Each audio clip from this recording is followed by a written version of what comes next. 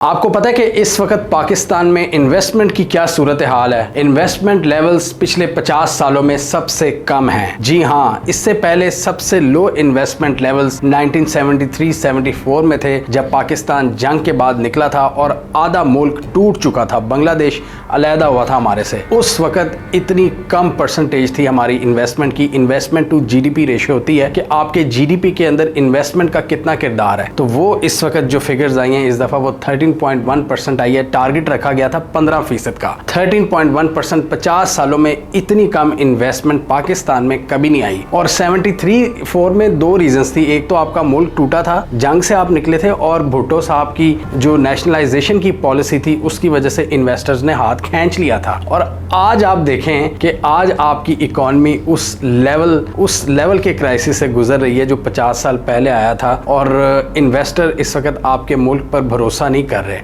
15% का आपने टारगेट रखा था जो कि 13.1 आया है, और ये 1% भी गिरना बहुत बड़ा फेलियर होता है। इससे पहले आप ये ग्राफ पाकिस्तान का देख सकते हैं, ये 20% भी थी, 17, 15 ये रही है, फिर 13 पे भी गई है, इस वक्त ये 13.1% पे है। ये बहुत ही अफसोसनाक बात है। और इसके पीछे मेन रीजन क्या है कि आपका जो इन्वेस्टर है उसका एतमाद उठ गया है आपकी इकोनॉमी के ऊपर से। आपकी मुल्क की जो बिजनेस आउटलुक है उस पर से एतमाद उठ गया है इन्वेस्टर्स का। और इसकी एक बहुत बड़ी रीजन ये है पॉलिटिकल अनसर्टेनिटी। पॉलिटिकल अनसर्टेनिटी जब होती है तो इकोनॉमिक अनसर्टेनिटी जन्म लेती है। और पिछले 2.5 सालों से हम देख रहे हैं, जब से ये पीडीएम आई है, पॉलिटिकल अनसर्टेनिटी बहुत ज्यादा है। लोगों को कुछ नहीं पता होता कि अगले दिन क्या होना है, कौन सा नया कोई क्रैकडाउन शुरू हो जाना है, या कौन सा फसाद नया शुरू हो जाना है, या कौन सी लड़ाई शुरू हो जानी है। इस वजह से पॉलिटिकल अनसर्टेनिटी बहुत ज्यादा हाई है। और पॉलिटिकल अनसर्टेनिटी जन्म देती है आपकी इकोनॉमिक बदहाली को, आपकी माशी बदहाली को, और इन्वेस्टर दूर भागता है। और इसके अलावा एक और भी इसकी बहुत बड़ी रीजन है इन्वेस्टर भागा हुआ है कि जब वो देखते हैं ना कि इतना बुरा हाल है आपकी कॉन्फिडेंस लेवल का, तो आपकी ये जो रेटिंग एजेंसीज होती है ना, जैसे कि मूडीज, फिच एंड फिच और दूसरी जो क्रेडिट रेटिंग आपको रेटिंग देती हैं, इन्वेस्टर्स को बताती हैं कि जी इस मुल्क में पैसा लगाने का इतना फायदा होगा, उन सब ने पाकिस्तान की रेटिंग माइनस में की हुई है। जो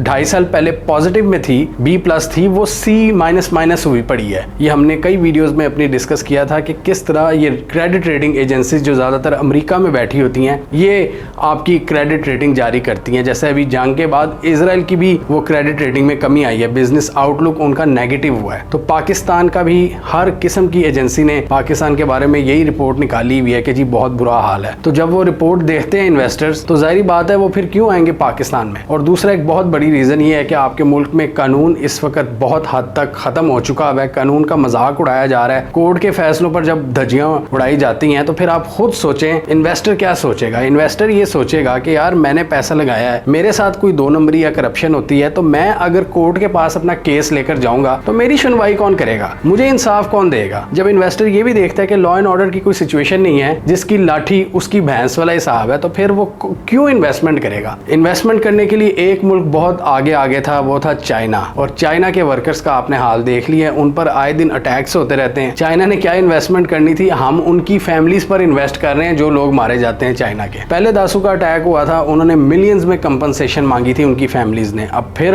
हमला हुआ है चाइनीज इंजीनियर्स पर, और हम उनकी फैमिलीज को कंपनसेट करने जा रहे हैं। तो बजाय कि चाइना इन्वेस्टमेंट करे, यहाँ से डॉलर वापस जा रहा है चाइना उनकी फैमिलीज के पास, क्योंकि पाकिस्तान ने तो अपना सिक्योरिटी माहौल भी नहीं सही रखा हुआ। ये बड़े अफसोस की बात है कि वो जो इन्वेस्टमेंट लेकर आए थे, जो काम कर रहे थे पाकिस्तान में, जो इतनी बुरी इकोनॉमी में भी काम कर रहे थे, उनको आपने सिक्योरिटी नहीं दी, और वापस वो आपसे अब हर जाना वसूल कर रहे हैं कि जी हमें गारंटियां दो, या ये करो वो करो। तो इस वजह से सारे इन्वेस्टर्स भाग चुके हैं। वेस्टर्न कंपनीज पहले थी, कुछ इन्वेस्टमेंट करने आती थी, वो भी इस वक्त पाकिस्तान नहीं आ रही। बहुत से स्टार्टअप्स पाकिस्तान में बंद हो चुके हैं। ये 2022 में बहुत से ये जो लॉजिस्टिक्स के स्टार्टअप्स थे, जो ट्रांसपोर्टेशन के स्टार्टअप्स थे, ये सारे पाकिस्तान से भाग गए हैं। और एक रिपोर्ट डॉन की आई थी कुछ महीनों पहले कि बड़े बड़े जो बिजनेसेस हैं और जो आईटी से मुंसलिक लोग हैं, वो अपना सारा काम दुबई शिफ्ट कर रहे हैं, क्योंकि यहाँ पर जो ईज ऑफ डूइंग बिजनेस है वो इतनी फेवरेबल नहीं है। मतलब पाकिस्तान में वो लेवल प्लेइंग फील्ड ही नहीं दी गई बिजनेसमैन को, छोटे लोगों को, कि वो भी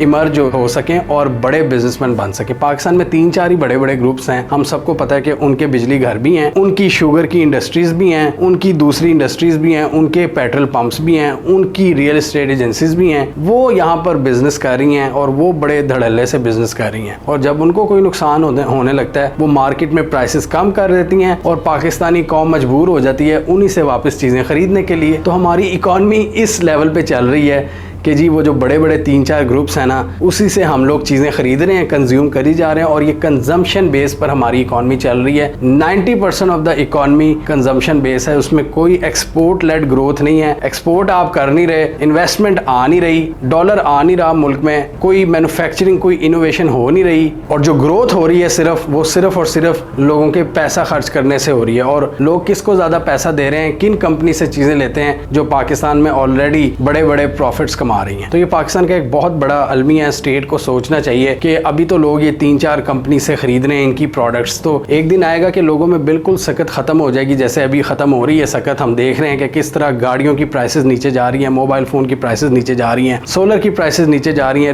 रियल एस्टेट सेक्टर इस वक्त बैठा हुआ है, वो इसी वजह से बैठा हुआ है। सारे सेक्टर्स इसी वजह से ज़बों आली का शिकार है कि बाइंग पावर नहीं रही इस वक्त कंज्यूमर के पास। तो बाइंग पावर तब भी होगी जब इकॉनमी चलेगी, इकॉनमी का पहिया चलेगा। ये 4-5 बड़े ग्रुप्स के अलावा जब छोटा बंदा भी बिजनेस करने के काबिल होगा ना, उसके लिए भी कोई आसानी होगी, तब भी वो बिजनेस चला सकता है। छोटी सी वो दुकान चला रहा होता है तो कोई FBI वाला आ जाता है उसे तंग करने, फलाना कोई तंग करने आ जाता है कि जी लाइसेंस दिखाओ, ये करो, फिर वो रिश्वतें लेते हैं। तो इस तरह कैसे पाकिस्तान में कारोबार चलेगा? कभी पुलिस किसी से रिश्वत मांग रही होती है, कभी FBR, कभी LDA। तो हजारों तो एजेंसियां हमने बनाई हुई हैं जो जिनका काम ये है कि बिजनेस को और पूरे मुल्क के एनवायरनमेंट को रेगुलेट करें, जबकि ये रुकावट डाल रहे होते हैं। अभी पिछले दिनों ये भी रिपोर्ट आई थी कि पाकिस्तान में कॉस्ट ऑफ लिविंग एशिया में सबसे ज्यादा हाई है, क्योंकि पाकिस्तान में 25% इन्फ्लेशन थी कुछ अर्सा पहले। 25% इन्फ्लेशन के साथ साथ हमारी पर कैपिटा इनकम भी सिर्फ $1500 से भी कम थी। तो इस बुरी हालत में जब आपकी कमाई भी नहीं बढ़ी और इन्फ्लेशन 25% है, तो कॉस्ट ऑफ लिविंग तो सबसे ज्यादा होगी ना। एक दौर था कि पाकिस्तान दुनिया के सस्ते तरीन मुल्कों में शामिल होता था। अभी भी पाकिस्तान के कुछ शहर हैं जो दुनिया के चीपेस्ट सिटीज समझे जाते हैं, कराची वगैरह, लेकिन मसला ये है कि लोगों की आमदनी नहीं बढ़ी, मिडिल क्लास का लेवल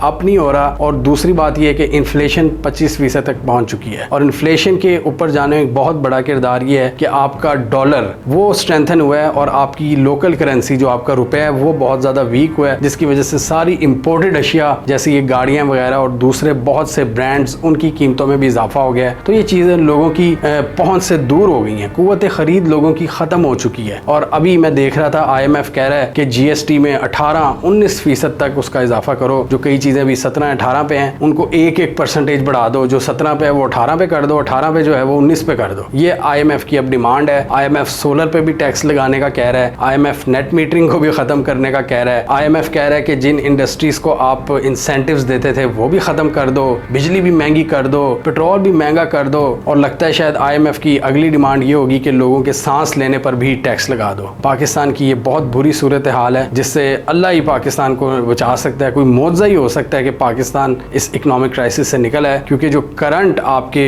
हुक्मरान हैं उनके बस से ये बाहर की चीज़ नज़र आ रही है। और ये 50 सालों की कम तरीन सतह पर हम उस वक्त आए हैं जब हमारी जो पूरी स्टेट है उसने SIFC के तहत एक प्लेटफॉर्म बनाया है, स्पेशल इन्वेस्टमेंट फैसिलिटेशन काउंसिल, कि हम इन्वेस्टमेंट को फ़रोग देंगे, हम बहुत ज़्यादा बॉटल नेक्स ख़त्म करेंगे, जो ब्यूरोक्रेटिक हर्डल्स होती हैं उनको ख़त्म करेंगे। लेकिन उसका आउटकम क्या निकल रहा है? एक तरफ हम देखते हैं कि जी हेडलाइंस ये लगती हैं, सऊदी अरब से $5 बिलियन आ रहा है, UAE से $10 बिलियन आ रहा है। मुझे नहीं पता वो मटीरियलाइज कब होगा, वो कब पाकिस्तान के पास आएगा, पाकिस्तान में कोई बड़ा प्रोजेक्ट लगेगा। सिर्फ ये हेडलाइंस लगवा देते हैं और कहते हैं कि जी बहुत बड़ा हमने कारनामा कर लिया है। हमें कमेंट सेक्शन में बताइए आपके ख्याल में मौजूदा हुकूमत जो बड़े बड़े दावे कर रही है कि हम इन्वेस्टमेंट ले आएंगे, क्या ये पाकिस्तान की गिरती हुई इकॉनमी को बचा लेंगे? और क्या ये दूसरों की मदद के आसरे पर पाकिस्तान को बचा सकते हैं, या ये खुद भी इन्हें कुछ करना होगा, इंटरनली कुछ रिफॉर्म्स करनी होगी, तब जाके पाकिस्तान की माशी हालत बेहतर होगी? कमेंट कीजिए। इसके अलावा हमारा फेसबुक पेज लाइक कीजिए, हमारा यूट्यूब चैनल सब्सक्राइब कीजिए और हमारी वीडियो को शेयर भी कीजिए।